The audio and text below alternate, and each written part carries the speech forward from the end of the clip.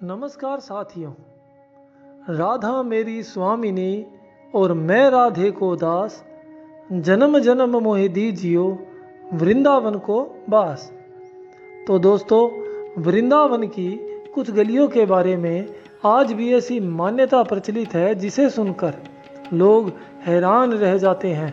पुराने ब्रिजवासी बताते हैं कि गहरी रात के समय जब पूरा वृंदावन शांत हो जाता है, तब कभी कभी बांसुरी जैसी मधुर धुन सुनाई देने का अनुभव होता है। क्या यह केवल आस्था है या इसके पीछे कोई और रहस्य छिपा है? तो आइए जानते हैं इस रहस्य के बारे में और उन स्थानों के बारे में जहाँ पर ये धुन सुनाई देती है। ब्रिजभूमि का नाम सुनते ही मन में भगवान श्री कृष्ण की छवि उभर आती है। हाथ में बांसुरी, सिर पर मोर पंख और चेहरे पर दिव्य मुस्कान। लेकिन क्या आप जानते हैं कि वृंदावन की कुछ पुरानी गलियों के बारे में आज भी ऐसी बातें सुनने को मिलती हैं जो लोगों को आश्चर्य में डाल देती हैं। पुराने ब्रिजवासी, कुछ संत और वर्षों से वृंदावन में रहने वाले भगत एक विशेष अनुभव का उल्लेख करते हैं।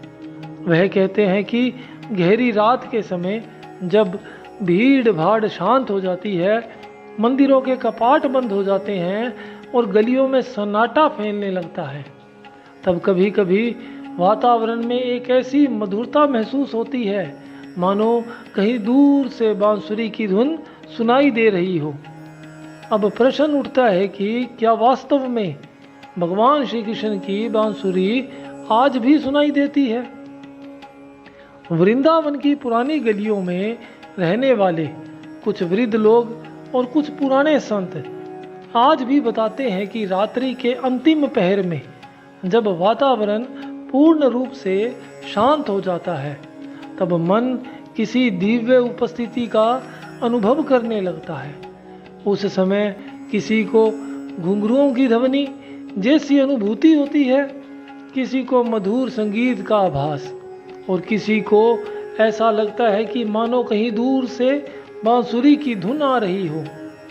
ब्रिज की लोक मान्यताओं और भक्तों की कथाओं में ऐसे अनुभवों का उल्लेख बार बार मिलता है। वृंदावन केवल एक नगर नहीं है, भक्त इसे भगवान श्री कृष्ण की नित्य लीला भूमि मानते हैं। यहाँ का प्रत्येक कण, प्रत्येक गली, प्रत्येक कुंज किसी न किसी कथा से जुड़ा हुआ है। यही कारण है कि जब कोई श्रद्धा के साथ वृंदावन आता है तो उसे यहाँ का वातावरण साधारण नहीं लगता। विशेष रूप से निधिवन का क्षेत्र, रंग महल, स्वामी हरिदास जी की साधना स्थली, बंसी चोर राधा रानी मंदिर और बांके बिहारी जी की पुरानी गलियाँ, जिन्हें कुंज गली भी कहते हैं, यह सभी स्थान वर्षों से भक्तों की आस्था का केंद्र रहे हैं। इन स्थानों से जुड़ी अनेक कथाएं और मान्यताएं आज भी ब्रिजवासियों के बीच सुनाई देती है। यह आवश्यक नहीं है कि हर व्यक्ति ऐसा अनुभव करे।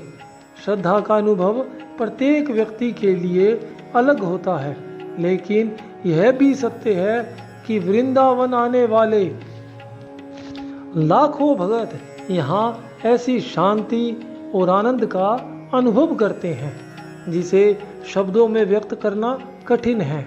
शायद यही कारण है कि संत जन कहते हैं कि वृंदावन को केवल आंखों से नहीं बल्कि भाव से देखना चाहिए। जो व्यक्ति प्रेम और भक्ति के साथ यहाँ आता है, उसे इन गलियों की हवा में एक अलग मधुरता महसूस होती है। तो क्या आज भी वृंदावन की इन गलियों में बांसुरी सुनाई देती है? इस प्रश्न का उत्तर शायद प्रमाणों में न मिले, लेकिन भक्तों के हृदय में इसका उत्तर आज भी जीवित है, क्योंकि उनके लिए वृंदावन केवल एक स्थान नहीं है बल्कि श्री कृष्ण की जीवित स्मृति है। और जहाँ स्मृति जीवित हो, वहाँ बांसुरी की धुन कभी पूरी नृत्य समाप्त नहीं होती। धन्यवाद दोस्तों। राधे राधे।